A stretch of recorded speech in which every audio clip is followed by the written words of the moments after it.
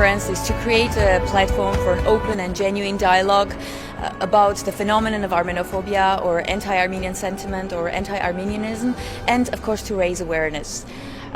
It also aims at elaborating on the phenomenon from different perspectives, from the academic point of view, from the perspective of human rights, and also based on eyewitness accounts, that is, concrete examples of its manifestation. The subject of the conference is of particular significance since breaking stereotypes and fighting hate speech is indispensable for successful negotiations, dialogue, and for preparing the ground for sustainable and peaceful resolution of the conflict.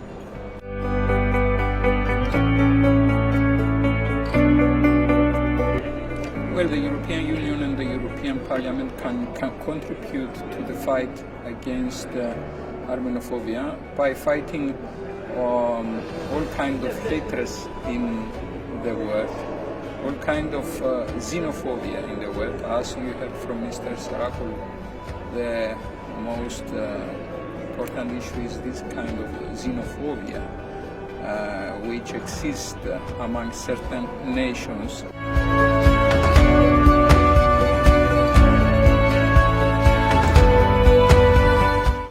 Ես կարծում եմ, որ հաջողված միջոցառում ստացվեց այն իմաստով, որ մենք նաև մտքերի փոխանակություն ունեցանք, տարբեր կարծիքներ լսեցինք, եւ այն հանգամանքը, որ բոլորի մոտ էլ այդ նույն տպավորությունն էր, որ իսկապես այսօր հայատյացությունը շատ լուրջ խոչընդոտ է եւ ժողովրդների միջև հարաբերություններ եւ ամենակարևորը կարգավորման գործընթացի նաև հատվածում, իսկ դա նշանակում է, որ մինչև մենք չկարողանանք վերացնել այդ խոչընդոտները, շատ դժվար է լինելու առաջ ընթանալ։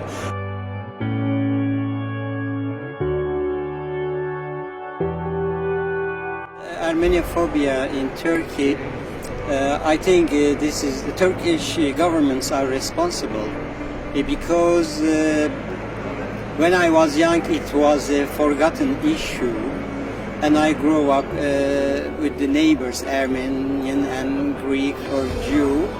But after the poisoning of the ultranationalism, it became a part of Turkish national security policy, and then it poisoned the young generation. It is really dangerous to poison, to give the poison to the young generations.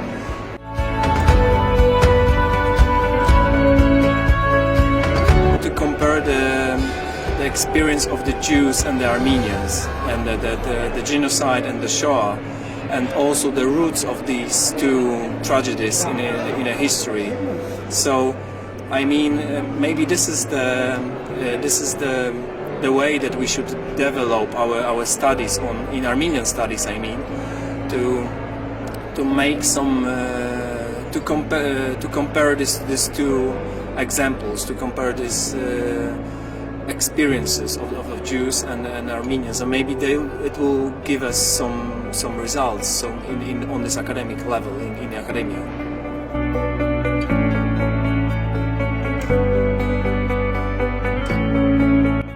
As the one with the Jewish roots, whose family was mostly exterminated in German Nazi camps in Poland during the World War II, I was absolutely shocked by Azerbaijani Armenophobia. I mean, the interrogations that held against me in Azerbaijan when I was under arrest because of Karabakh visit, they said many insulting and terrible things.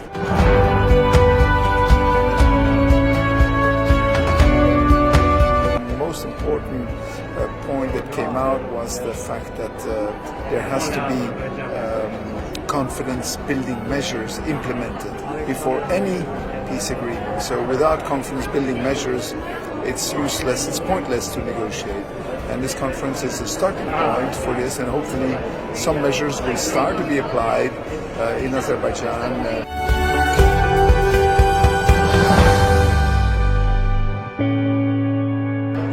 Armenophobia is a vivid example of xenophobia because it's directed to a certain ethnic group, Armenians, and it's used for certain purposes in order to, create the picture of enemy, and also the methodology of establishing Armenophobic atmosphere is the same like other examples of xenophobia.